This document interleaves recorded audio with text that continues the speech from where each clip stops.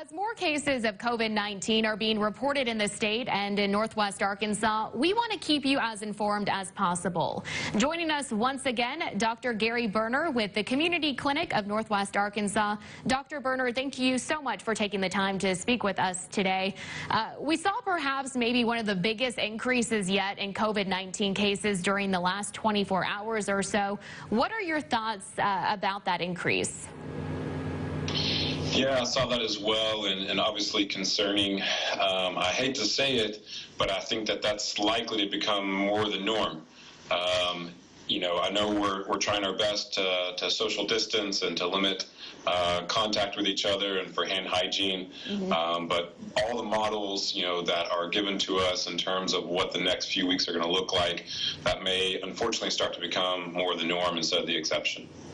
Is there any truth to COVID-19 affecting more people with type A blood than other blood types?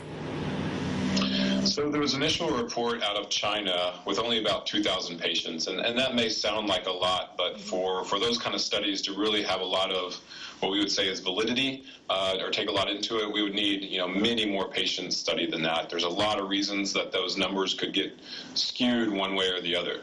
So it's a possibility. I think it's something worth monitoring, but it's not something that I would focus on right now. Instead, I'd take our focus towards really being and taking great care for anybody with an immunocompromising condition like diabetes or lung disease or heart disease.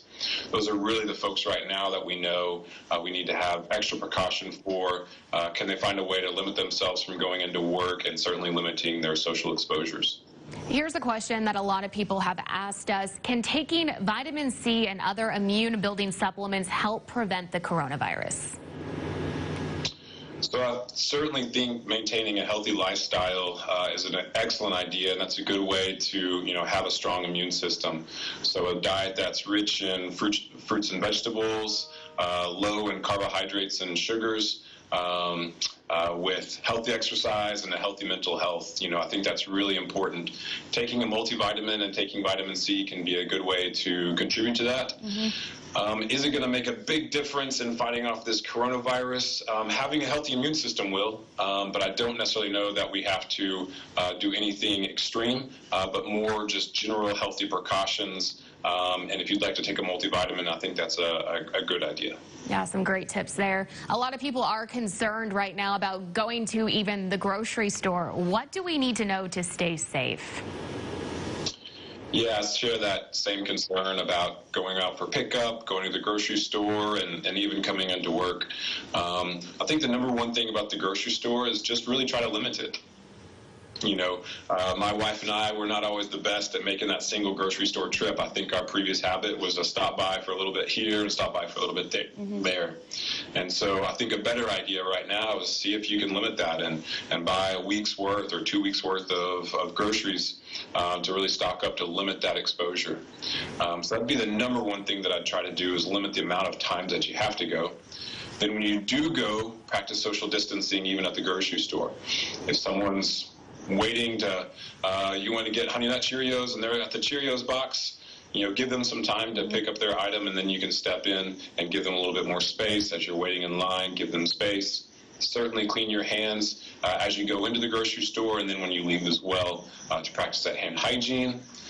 When you put up your groceries after bringing them home, it doesn't hurt to wash your hands again. Just any steps that we can do to limit that exposure, limit that period of contagiousness will be helpful. Speaking of getting out and about, there's been a lot of talk about gloves and face masks. When do you recommend people wearing these items?